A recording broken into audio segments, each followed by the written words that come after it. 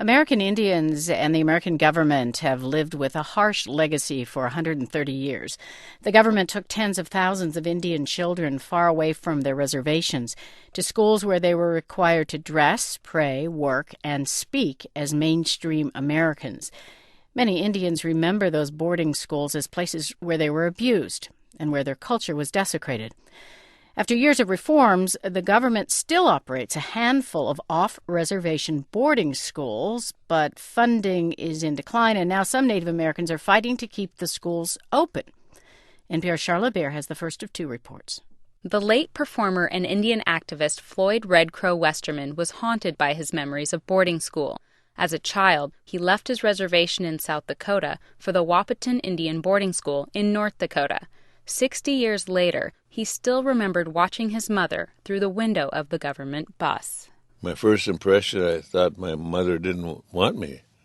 And it just hit me hard like that. But when I got in the bus and I sat down, I looked, and she was just crying. It was hurting her, too. It was hurting me to see that. I'll never forget. All the mothers were crying. Westerman's music summed up the feelings of generations of former boarding school students. You put me in your boarding school, make me learn your white man rule, be a fool. The federal government began sending American Indians to boarding schools in the late 1870s, when the United States was still at war with Indians. An Army officer, Richard Pratt, founded the first school that took children far from their reservations. He based it on an education program he had developed in an Indian prison. He described his philosophy in this speech, read by an actor. A great general has said that the only good Indian is a dead one. In a sense, I agree with this sentiment, but only in this, that all the Indian there is in the race should be dead. Kill the Indian in him and save the man. In the 1940s, this philosophy was still common. Bill Wright, a Butwin Indian, left his reservation in California for the Stewart Indian School in Nevada when he was 6. Wright says matrons bathed him in kerosene and shaved his head. Students at federal boarding schools were forbidden to express their culture, everything from wearing long hair to speaking even a single Indian word. Wright says he lost not only his language, but his native name. And I remember coming home, and, then my grandma asked me to talk Indian to me, and I told her, Grandma, I don't understand you. She says, then who are you? I went, my name's Billy. She said, your name's not Billy. She said, your name is Tatum. That's who you are. That's your name. And I went, not what they told me. The intent of the school was to completely transform people. I mean, inside out. Language, religion, family structure, economics, the way you make a living, the way you express emotion, everything. Chanina Lomawaima heads the American Indian Studies program at the University of Arizona. She says from the start, the government's objective to erase and replace Indian culture was part of a larger strategy to conquer Indians. They very specifically targeted Native nations that were the most recently hostile. There was a very conscious effort to recruit the children of leaders, and this was also explicit, essentially to hold those children hostage. The idea was it was going to be much easier to keep those communities pacified with their children held in a school somewhere far away. The government operated more than 100 boarding schools for American Indians, both on and off reservations. Children were sometimes taken forcibly by armed police. Lomawaima says other families were willing to let their children go. For many communities, for a whole variety of reasons, federal school was the only option. Public schools in many places of the country were closed to Indians because of racism. At the boarding schools, most students learned trades, carpentry for boys and housekeeping for girls. It wasn't really about education. We didn't really learn English, basic English or math. Lucy Toledo, who's Navajo, went to the Sherman Institute in California in the 1950s. She also remembers some unsettling free-time activities.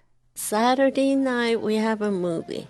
Every Saturday night. You know what the movie was about? Cowboys and Indians. Cowboys and Indians. Yeah, we're getting all our people killed. That's the kind of stuff they showed us. And for decades, there were reports that students in the boarding schools were abused. Children were beaten, malnourished, and forced to do heavy labor. In the 1960s, a congressional report found that many teachers still saw their role as civilizing Native students, not educating them. The report said the schools had a, quote, major emphasis on discipline and punishment. Bill Wright remembers an advisor hitting a student hard.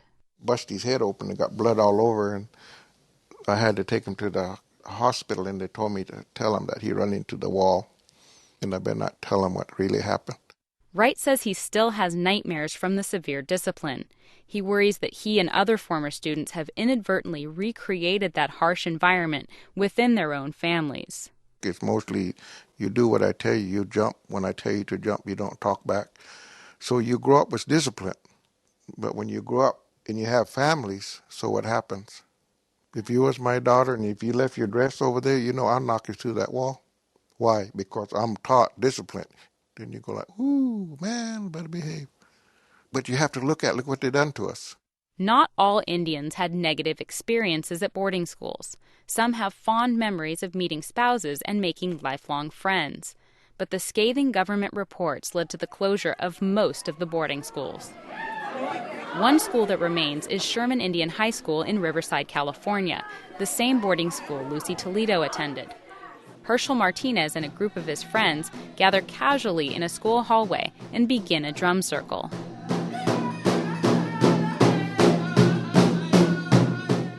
The school encourages Native activities like this. That's one reason Martinez feels more comfortable here than at his former public school in Los Angeles. And everyone was wondering what nationality, what race am I? And I'll tell them, like, oh, wow, you're Indian. You're like the only guy I know that's Native. But here at Sherman, they know how I feel about being Native, and they understand where we're all coming from. But a recent change in federal budgeting means the off-reservation boarding schools are receiving less money, and their future is in doubt. Charla Bear, NPR News.